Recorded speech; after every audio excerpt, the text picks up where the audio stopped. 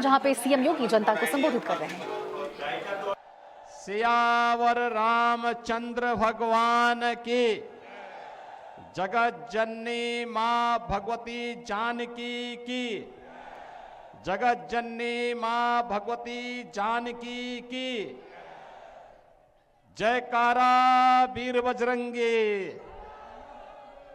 जयकारा वीर बजरंगी।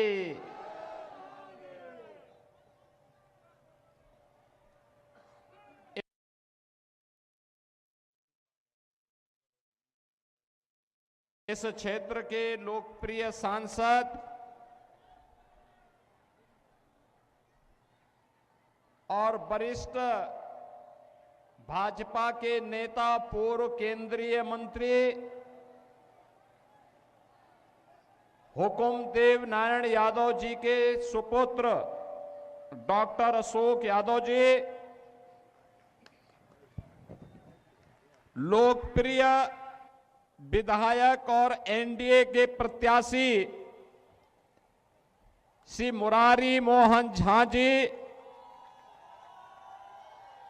बिहार सरकार के मंत्री श्री हरीश साहनी जी,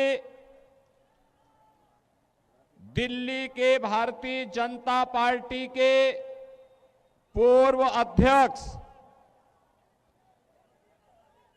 और वर्तमान में विधायक श्री सतीश उपाध्याय जी, भारतीय जनता पार्टी के जिलाध्यक्ष श्री आदित्य चौधरी जी, संयोजक श्री राजेंद्र चौपाल जी, सुजीत मलिक जी, दिलीप भारती जी, सचिन जैन जी, पवन निराला जी, श्री रमन मिश्रा जी और केवटी दरभंगा के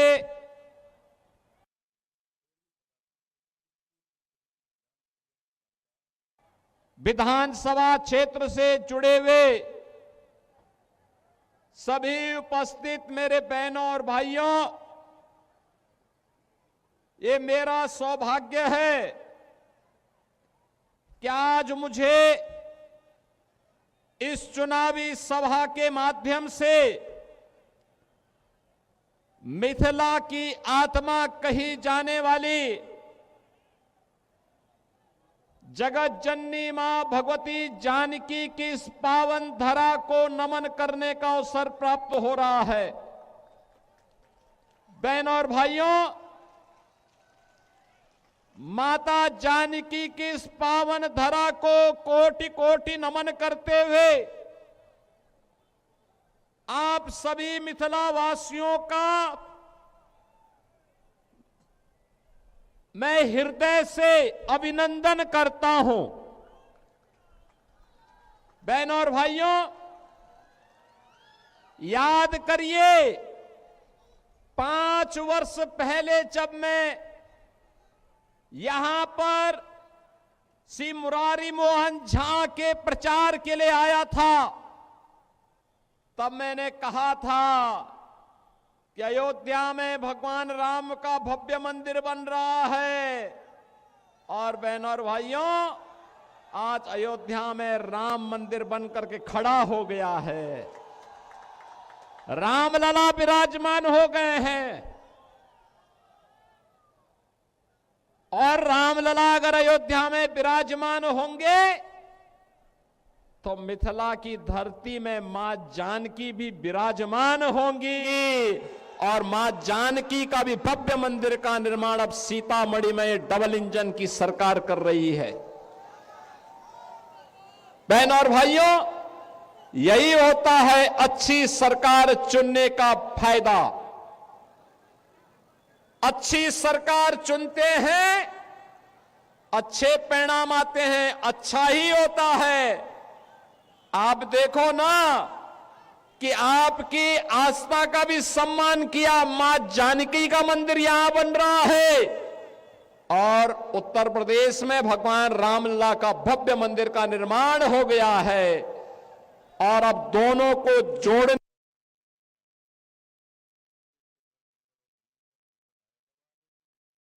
के लिए राम जानकी मार्ग का निर्माण का कार्य भी युद्ध स्तर पर आगे बढ़ चुका है।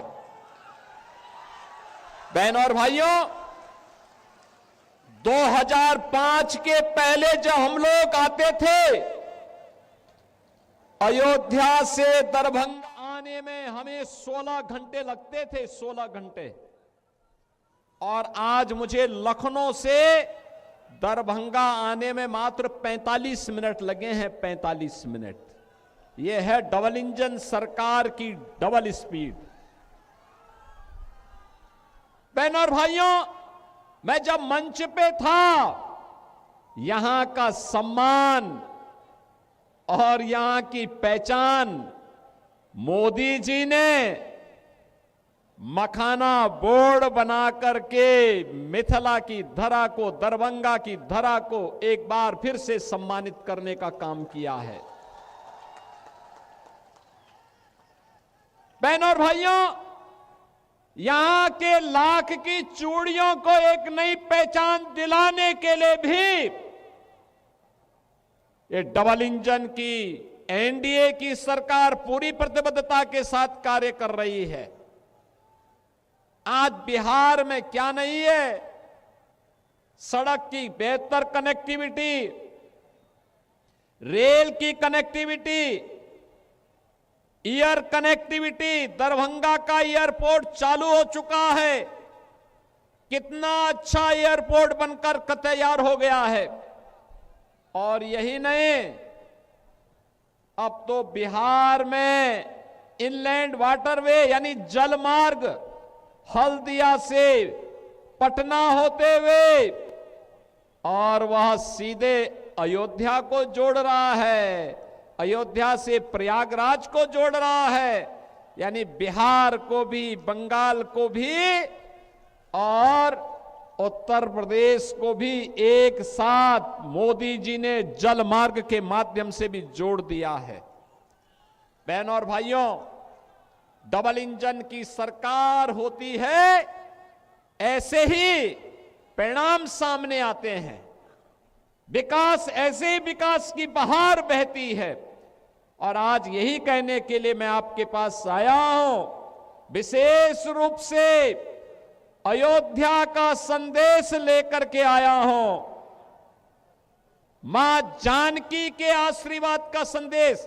आपसे मेरा आग्रह होगा, ये जो आपके हाथ में तख्ती है और जो ये आपके पास कटआउट है, इसको फेंके मत, किसी पे चोट लग जाएगी, क्या फायदा है? अरे ये तो मां जानकी का संदेश वाली धरा है। मां जानकी का आशीर्वाद सबको बराबर प्राप्त होता है। और अब तो गौरवशाली क्षण है हमारे लिए। ये डबल इंजन की सरकार बिना भेदभाव के शासन की योजना का लाभ सभी तबके को दे रही है। क्या गांव, क्या गरीब, क्या किसान, क्या नौजवान, क्या महिलाएं, क्या श्रमिक, क्या व्यापारी, हर एक तबका उन योजनाओं का लाभ ले रहा है। विकास भी है, विरासत भी है और गरीब कल्याण भी। आप याद करिए ना,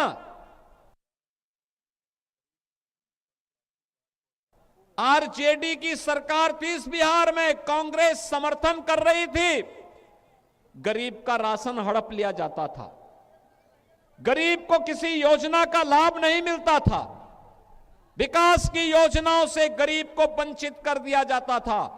आज देश के अंदर मोदी जी के नेतृत्व में 80 करोड़ लोगों को फ्री में राशन की सुविधा का लाभ प्राप्त हो रहा है। बहनों और भाइयों, 2005 के पहले कांग्रेस की सरकार रही हो या आरजेडी की सरकार, गरीब अगर बीमार हो जाता था तो तड़प तड़प करके मरने के लिए मजबूर होता था। उपचार की सुविधा नहीं थी और अगर कोई बाहर चला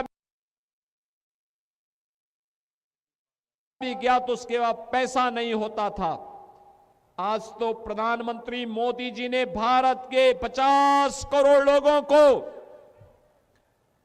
आयुष्मान भारत के अंदर प्रतिवर्ष 5 लाख रुपए की स्वास्थ्य बीमा प्रदान करती है। आप कहीं भी जाइए, उपचार कराइए। 70 वर्ष से ऊपर का कोई भी व्यक्ति अपना उपचार करा सकता है। बहनों और भाइयों, नारी गरिमा के प्रतीक हर घर में शौचालय स्वच्छता का भी मानक बना है, बहन बेटियों के सम्मान का प्रतीक भी बना है। और यही नहीं, हर गरीब के सिर को ढकने के लिए छत मिलेगी। यह अभी मोदी जी ने डबल इंजन की सरकार ने करके दिखा दिया है। गरीब के घर में रसोई जले और धुएं से मुक्ति मिले, ऐसे 10 करोड़ से अधिक परिवारों को उज्ज्वला योजना का फ्री में कनेक्शन देने का काम भी डबल इंजन की सरकार ने मोदी जी के नेतृत्व में कर दिया है। आज बिहार का नौजवान रोजगार प्राप्त कर रहा है। बहनों और भाइयों, अन्नदाता किसान को प्रधानमंत्री किसान सम्मान निधि का लाभ प्राप्त हो रहा है। समाज के हर तबके को बिना भेदभाव के शासन की योजना के साथ जोड़ा जा रहा है। मैं तो आज आपसे कहने के लिए आया हूं, बहनों और भाइयों, भारतीय जनता पार्टी के हमारे कार्यकर्ता नारा लगाए करते थे। श्री हुकुम देव नारायण यादव जी जब मंत्री थे तब नारा लगता था, जहां हुए शहीद मुखर्जी वह कश्मीर हमारा है। ये कश्मीर को विवादित किसने किया? ये कांग्रेस ने किया। ये कांग्रेस ने किया है। और आज कश्मीर को आतंकवाद और उग्रवाद के दंश से मुक्त कराने का काम किया है मोदी जी ने और गृह मंत्री अमित शाह जी ने। आज मैं प्रातःकाल एक अखबार पढ़ रहा था और अखबार पढ़ते पढ़ते मेरी नजर एक समाचार पे पड़ी। वह समाचार था कि एक फिल्म का एक्टर जो कश्मीर का था, 27 वर्ष के बाद कश्मीर जा पाया। कौन वे लोग थे जो कश्मीरी हिंदुओं को विस्थापित कर दिए थे? ऐसी कौन सी नौबत आई थी कि कश्मीर घाटी हिंदू विहीन हो गई? ये कांग्रेस का पाप था। धारा 370 जो कश्मीर में लागू कर दिया गया था कि कश्मीर में बिहार का व्यक्ति नहीं जाके बस सकता, मिथिला का व्यक्ति नहीं बस सकता। ये कांग्रेस ने पाप किया था। परिणाम क्या था? पाकिस्तानी वहां बस रहे थे और शेष हिंदुस्तानियों को कश्मीर खाली करने के लिए कहा जा रहा था। मोदी जी आए, धारा 370 समाप्त हुई। आज कश्मीर में मिथिला का व्यक्ति भी और बिहार का व्यक्ति भी समान रूप से जाकर के बस सकता है। यह अधिकार मोदी जी ने दिया है।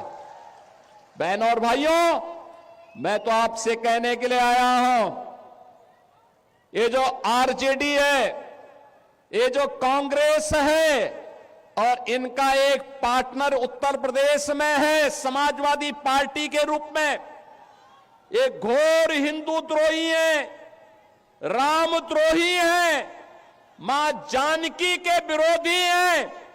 जो राम का विरोधी होगा, मां जानकी का विरोधी होगा, हमारा भी विरोधी होगा। आप याद करिए, ये कांग्रेस है जिसने कहा था राम हुए ही नहीं। भगवान राम और मां जानकी के अस्तित्व पर इन्होंने प्रश्न खड़ा किया था। ये परम पिता परमेश्वर की साक्षात प्रतिमूर्ति है राम और जानकी। उनके अस्तित्व पर प्रश्न खड़ा करके हमारी आस्था के साथ कांग्रेस ने खिलवाड़ किया था। सुप्रीम कोर्ट में इन्होंने एफिडेविट दिया। बहनों और भाइयों, एक और इनके द्वारा सुप्रीम कोर्ट में दिया गया एफिडेविट और दूसरी तरफ अयोध्या में राम मंदिर के रथ को रोकने का काम किया, करने का पाप किया था आरजेडी ने। इसी बिहार की धरती पर दंगों की आग में झोंकने का काम किया था और समाजवादी पार्टी ने अयोध्या में राम भक्तों पर गोलियां चला करके पूरी अयोध्या को लहूलुहान करने का पाप किया था। बहनों और भाइयों, आपने गांधी जी के 3 बंदरों के बारे में सुना होगा। गांधी जी के 3 बंदर थे। गांधी जी ने तो उनको उपदेश दिया था, बुरा मत देखो, बुरा मत सुनो और बुरा मत बोलो। लेकिन आज इंडी गठबंधन के 3 और बंदर आ गए। ये 3 बंदर पप्पू, टप्पू और अप्पू के नाम पर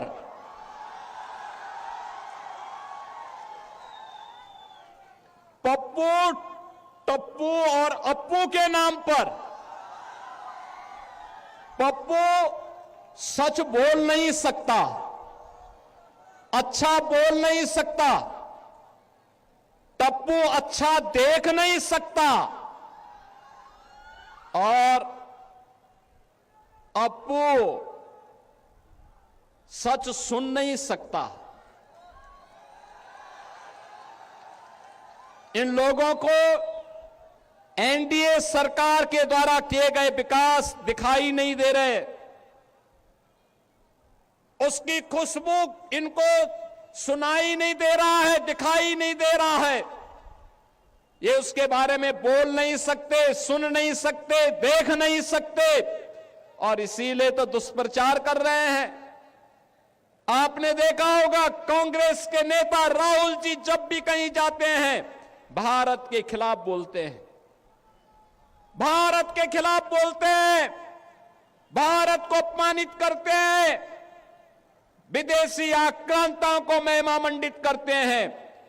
और ये सभी, ये जो 3 इंडी गठबंधन के 3 बंदरों की जोड़ी है, बहनों और भाइयों, ये 3 बंदरों की जोड़ी ये बिहार में खानदानी माफियाज को गले लगा करके अपना शागिर्द बना करके बिहार की सुरक्षा में सेंध लगाने का काम कर रहे हैं। बिहार की सुरक्षा, घुसपैठियों को बिहार की धरती में घुसा करके बिहार की सुरक्षा में सेंध लगाना। क्या हुआ था आरजेडी की सरकार के समय? क्या हुआ था आरजेडी की सरकार के समय? बहनों और भाइयों, आरजेडी की सरकार के समय में यहां पर बिहार के अंदर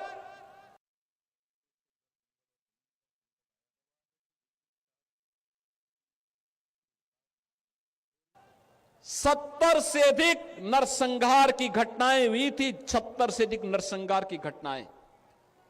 इन्होंने जातीय संगठन खड़े किए थे, बिहार में जाति को जाति से लड़ाते थे, पर्व और त्योहार नहीं होने देते थे, बेटी असुरक्षित, व्यापारी असुरक्षित, नौजवान के जीवन के साथ खिलवाड़, कट्टा बंदूक लेकर के बिहार की पूरी व्यवस्था को इन्होंने धूमिल करने का काम किया था।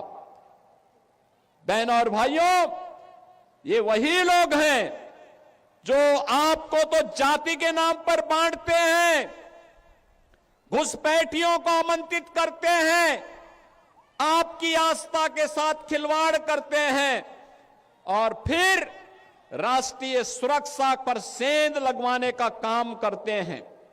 बहनों और भाइयों, मैं आज आप सबसे ये कहने के लिए आया हूं, एक केवटी विधानसभा क्षेत्र आपने देखा होगा, यहां पर से अशोक यादव विधायक रहे हों या फिर आज यहां पर भारतीय जनता पार्टी के मुरारी मोहन झा वर्तमान विधायक के रूप में अब यहां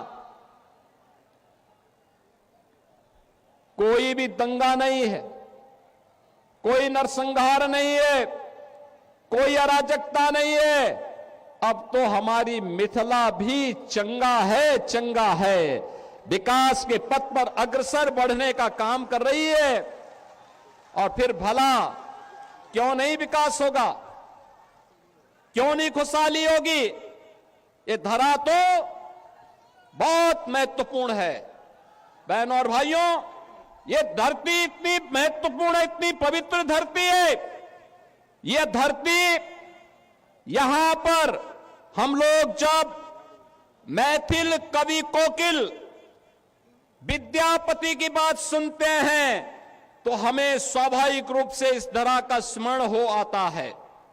बहनों और भाइयों, महाराज कामेश्वर सिंह, जिनके शासन में संगीत, शिक्षा, कला और संस्कृत विद्या के प्रचार प्रसार के लिए कार्य हुआ, ये धरती उनकी पावन धरा है।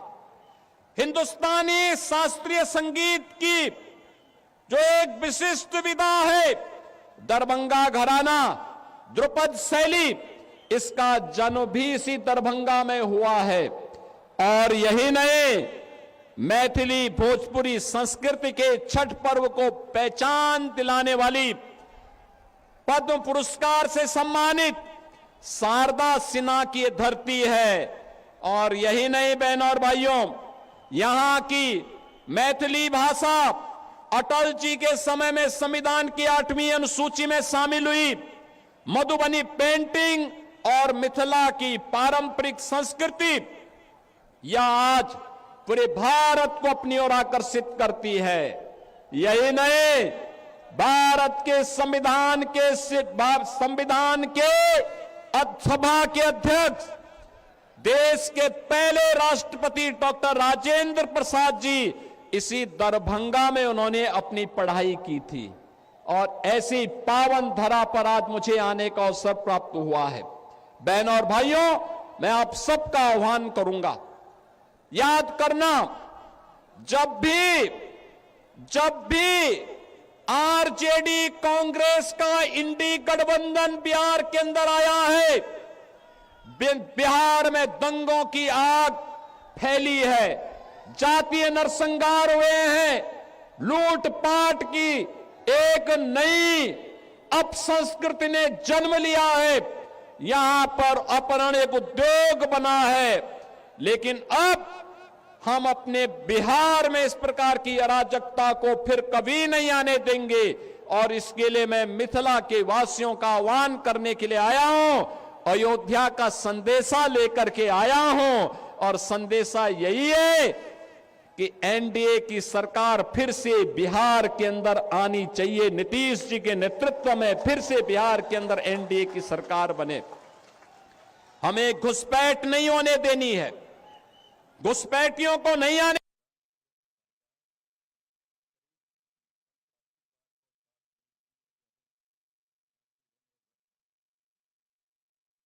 देना है। जैसे कश्मीर में धारा 370 को समाप्त करके कश्मीर में पाकिस्तानी तत्वों को मार मार करके, खदेड़ करके बाहर किया गया है, ऐसे ही हम अपने सीमावर्ती क्षेत्रों में घुसपैठियों को निकाल करके बाहर करके, और जो भी आपराधिक गतिविधियों में लिप्त होगा उसकी संपत्ति को जब्त करवा करके गरीबों में बंटवाने का काम भी करने का काम एनडीए की सरकार करेगी। बहनों और भाइयों, मैं तो आपसे ही कहने के लिए आया हूं, यही अंतर है आरजेडी और कांग्रेस में और एनडीए में।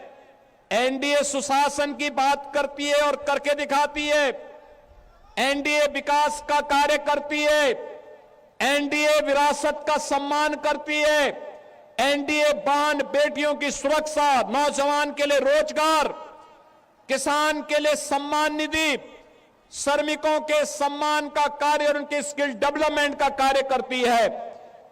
तो आरजेडी और कांग्रेस के लोग अपहरण को उद्योग बनाते हैं, पेशेवर माफिया को अपना शागिर्द बनाते हैं, और इसीलिए तो इन पेशेवर माफियाओं को उपचार हम लोगों ने निकाला है उत्तर प्रदेश में, इनकी छाती में बुलडोजर चला करके। आज उत्तर प्रदेश माफिया विहीन हो चुका है। आज उत्तर प्रदेश अपराध से मुक्त हो चुका है।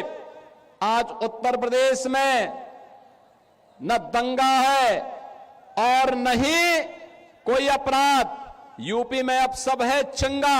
यूपी में कोई समस्या नहीं। पर्व और त्योहार के पहले कोई दंगा नहीं होता है, क्योंकि दंगाई को मालूम है दंगा करेगा तो जो उसने लूटा है वह तो जाएगा ही जाएगा। अगर खानदान ने कहीं से कुछ कमाया है वह भी सब जाएगा, और गरीबों के लिए फिर आवास बना करके सरकार उन गरीबों को देने का काम कर देगी। बहन और भाइयों, यहां पर आप फिर से एनडीए के प्रत्याशी श्री मदन मुरारी झा को विजयी बनाइए। किसी भी ऐसे तत्व को मत घुसने दीजिए जो घुसपैठियों को प्रश्रय दे, अराजकता को जन्म दे, पर्व और त्योहारों में मिथिला की संस्कृति को अपमानित करने का काम करे, पर्व और त्योहारों के पहले दंगा कराने का काम करे। जो विकास में बैरियर है उसको पनपने नहीं देना है। और यही कहने के लिए आज मैं आपके पास आया हूं। हमें फिर से अयोध्या और मिथिला को जोड़ करके राम राज्य की अवधारणा को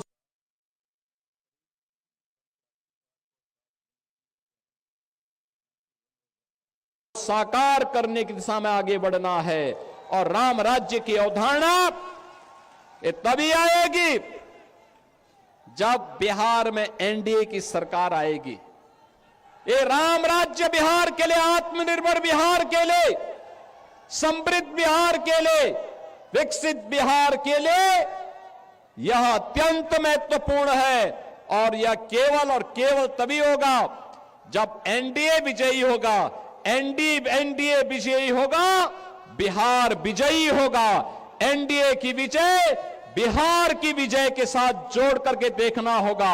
और इसके लिए बहन और भाइयों, बटेंगे नहीं, कटेंगे भी नहीं।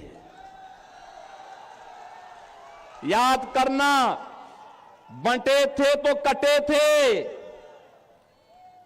बटेंगे नहीं तो कटेंगे नहीं। एक रहेंगे तो सेफ भी रहेंगे। और एकजुट होकर के एनडीए के प्रत्याशी भारतीय जनता पार्टी के श्री मुरारी मोहन झा को भारी बहुमत से विजयी बना करके भेजना है।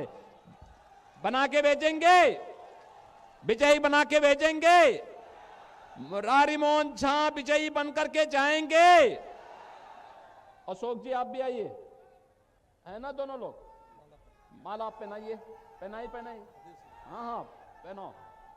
यहां के सांसद विजयी माला पहना रहे हैं आपकी तरफ से। सहमत है ना? सभी लोग सहमत हैं?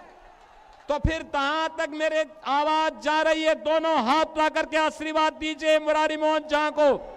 जहां तक मेरी आवाज जा रही है, सड़क के उस पार भी इस पार भी, ये सड़क में भी जितने लोग खड़े हैं, आप लोगों से मेरा आग्रह होगा दोनों हाथ ला करके भारतीय जनता पार्टी के प्रत्याशी को अपना आशीर्वाद दीजिए। इधर भी सारे लोग जितने भी हैं, सभी लोग, कि बटेंगे नहीं, कटेंगे भी नहीं। न बटेंगे और न कटेंगे। हम तो एनडीए को विजयी बना करके बिहार को समृद्ध बनाएंगे। मेरे साथ बोलेंगे जय श्री राम। 16 लिस्ट के तहत